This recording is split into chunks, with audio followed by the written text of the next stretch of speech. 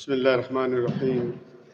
الحمد لله وحده والصلاة والسلام على من لا نبي بعده. أما بعد، قال الله تعالى: من يطع الرسول فقد أطاع الله.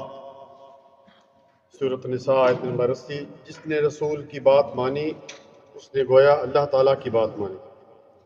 میرے بھائیو،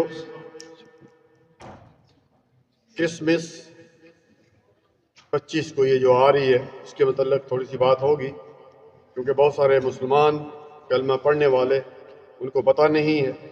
کرسمس کی مبارکباد دیتے ہیں، کیک کھاتے ہیں.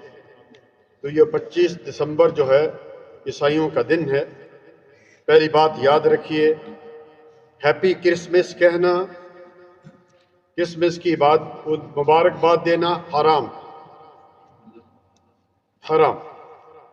کیونکہ اس دن یہ عیسیٰ علیہ السلام کی پیدائش کا دن مناتے ہیں، اور نعوذ باللہ عیسیٰ علیہ السلام کو اللہ تعالیٰ کا بیٹا کرا دے. تو جو کوئی ان کو مبارکباد دیتا ہے اس کا مطلب ہے وہ بھی راضی ہے. بھائی ٹھیک ہے، تم خوش، ٹھیک ہو بھائی، میری بات سمجھیے نا بھائی، ٹھیک ہے بھائی. اس لیے ہیپی کرسمس کہنا بالکل ناجائز، حرام ہے. یہاں پہ ایک سوال پیدا ہوتا ہے، بعض بھائی ہمارے کہتے ہیں کہ جی وہ بھی تو ہمیں عید کی مبارکباد دیتے ہیں، ہیپی عید کہتے ہیں، تو ہم انہیں کیوں نہ ہیپی کرسمس کہہ دیں. پیارے بھائیو، ہم حق پر، ہمیں اللہ رب العالمین نے 2 عیدین دی اللہ تعالیٰ کی طرف سے، عید الفطر اور عید الاضحیٰ. ہم حق پر، اگر وہ ہمیں عید مبارک کہتے ہیں تو کس پہ کوئی بات، لیکن وہ حق پہ نہیں. اس لیے یہ کرسمس، ہیپی کرسمس کہنا جو ہے وہ ٹھیک نہیں ہے. اسی طرح بعض لوگ جو ہے کرسمس والے دن ان کے ساتھ ان کی پارٹیوں میں شریک ہوتے ہیں، کیک کاٹتے ہیں. بالکل ناجائز ہے، حرام ہے. قرآن کریم سورۃ مائدہ کی آیت نمبر غالباً 3 ہے، وَتَعَاوَنُوا عَلَى الْبِرِّ وَالتَّقْوَىٰ وَلَا تَعَاوَنُوا عَلَى الْإِثْمِ وَالْعُدْوَانِ. نیکی کے کاموں میں تو تعاون کرو، لیکن برائی کے کاموں میں تعاون نہ کرو. جدھر بھی کوئی نیک کام ہو رہا ہے اس میں تو تعاون ٹھیک، اچھی بات ہے، لیکن یہ تو برا کام ہے، یہ تو اسلام کے خلاف کام ہے، اور یہ تو شرکیہ کام ہے. اسی طرح ایک بات یاد رکھیے، کرسمس ہو یا دیوالی ہو ہندوؤں کی، یا کسی بھی مذہب کا جو ان کا تہوار ہوتا ہے، خاص کر جو تہوار ہے اس میں شرکت کرنا حرام، ان کی کوئی چیز کھانا حرام. اگر آپ کا کوئی دوست ہے کرسچن، کوئی حرج نہیں ہے، ہندو دوست ہے، لیکن دوستی بھی اس مناسب پر بلائیں، ان کے ساتھ رکھیں تاکہ ہم ان کو اسلام کی دعوت دیں گے. یہ نہیں ہم نوالا ہم پیالہ، ان سے ہمیں یا ہمیں ان سے محبت ہے، نہیں. یہ صرف شرط ہے کہ ان کے ساتھ دوستی اس بنا پر ہونی چاہیے کہ ہم ان کو جو ہے وہ اسلام کی طرف دعوت دیں گے، اس کے علاوہ نہیں. شیخ صاحب، ایک اس میں سوال ہے کہ پاکستان میں وہ خشک راشن دیتے ہیں عید کے تحفے کے طور پہ، یعنی پکا ہوا مسلمان ان سے نہیں لیتے، لیکن خشک راشن لیتے ہیں، یا وہ مطلب ایک دوسرے کو ایز اے گفٹ دیتے ہیں. کہتے ہیں جی کسی جگہ پہ یہاں خشک راشن وہ دیتے ہیں، یعنی عیسائی دیتے ہیں، جی، کوئی بھی چیز نہیں لینی چاہیے، خاص کر ان دنوں میں.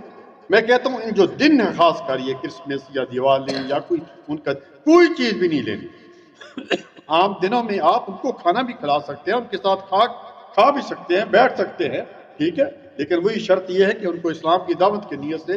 لیکن یہ جو دن ہے خاص کر 25 دسمبر یا جو ہندوؤں کی دیوالی آتی ہے اس دن، یا اور بھی کسی جو غیر مسلم کا ان کا تہوار ہے، اس دن ان سے نہ کوئی چیز کھا سکتے ہیں، نہ ان کی جو ہے وہ ان کی پارٹی ہے یا ان کے ساتھ جو ہے شرکت کر سکتے ہیں.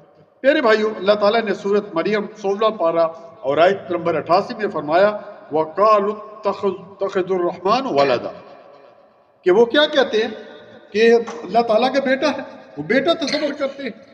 اور اللہ تعالیٰ کے کیا فرماتے ہیں، قریب ہے اس قول کی وجہ سے، یہ جو انہوں نے بات کی ہے، آسمان پھٹ پڑے، زمین شک ہو جائے، اور جو ہے کیا نام ہے پہاڑ ہے وہ ریزہ ریزہ ہو جائے، اتنی بڑی انہوں نے بات کی. ان دعوا للرحمن ولدا، کہ وہ رحمان کی اولاد وہ جو ہے ثابت کرتے ہیں. اسی طرح پیارے بھائیو سورۃ مریم کی آیت نمبر 35 میں فرمایا کہ ما کان للہ ان یتخذ من ولد وسبحانہ، کہ اللہ تعالیٰ کے لیے اولاد کا ہونا لائق نہیں. اللہ تعالیٰ میرے بھائیو صرف کن کہے فیکون ہو جاتے ہیں، صرف کن یہ ہو تو وہ کام ہو جاتا ہے. تو اللہ تعالیٰ کی کوئی اولاد نہیں ہے. اور دیکھیے آپ اس کی سب سے بڑی دلیل آپ سب ماشاءاللہ سورۃ اخلاص پڑھتے ہیں، اس میں اللہ تعالیٰ نے کیا فرمایا کہ قل کہہ دیجئے اللہ احد، اللہ ایک ہے، یکتا ہے، اکیلا ہے.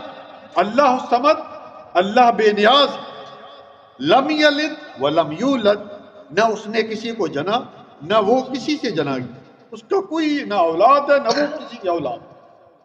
ولم یکن لہ کفوا احد، اور نہ ہی اس کا کوئی برابری کرنے والا ہے. اور دیکھیے عیسیٰ علیہ السلام کا قول اللہ تعالیٰ نے قرآن کریم میں جو ہے وہ بیان کیا، غالباً سورۃ مریم ہے اس کی آیت نمبر 36 میں، وَإِنَّ اللَّهَ رَبِّي وَرَبُّكُمْ فَاعْبُدُوهُ، کہ میرا اور تمہارا رب ایک اللہ ہے، اس کی عبادت کرو.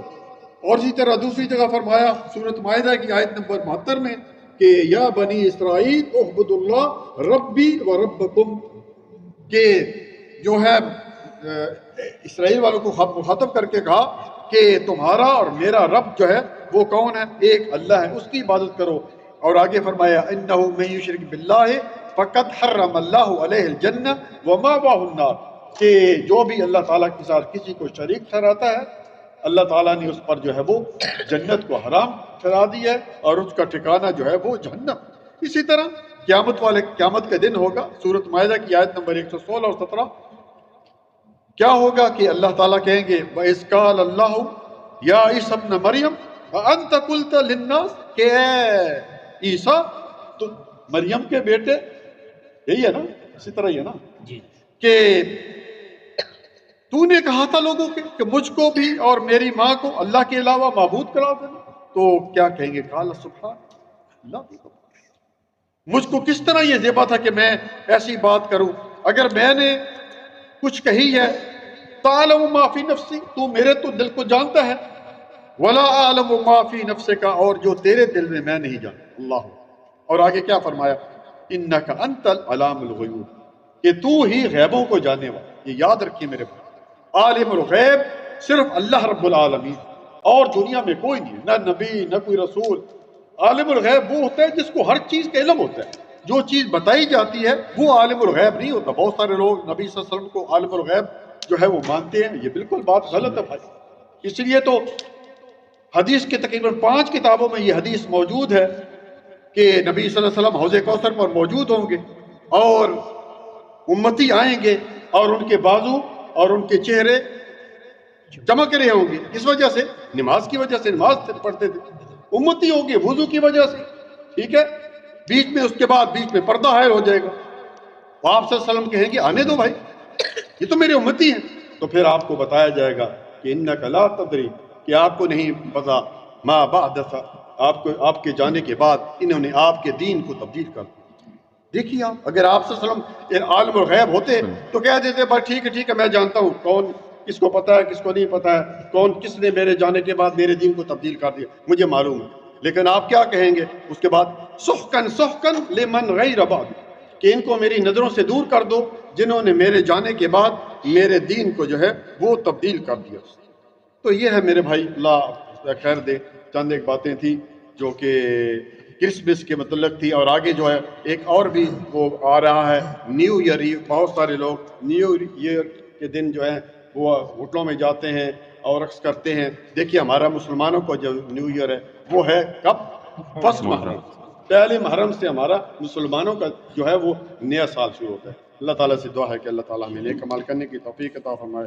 ربنا تقبل منا انک انت السمیع العلیم وتب علینا انک انت التواب الرحیم. ہاں بہت اچھا حدیث یاد کلائی.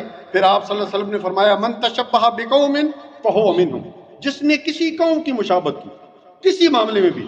بہت سارے لوگ آج ادھر دھاگا یہ پہن لیتے ہیں، یہ جی دیکھیں نا یہ دور سے آیا. بہت سارے لوگ ان کے ہیئر سٹائل بنانا، کپڑوں کا سٹائل بنانا ان کی طرح، عیسائیوں کی طرح. تو آپ صلی اللہ علیہ وسلم کی طرف سے بڑی سخت وعید ہے، من تشبہ بقوم فہو منہم، جس نے کسی قوم کی مشابہت کی اس طرح بننے سمجھنے کی کوشش کی، قیامت والے دن انہی کے ساتھ اس کا شمار۔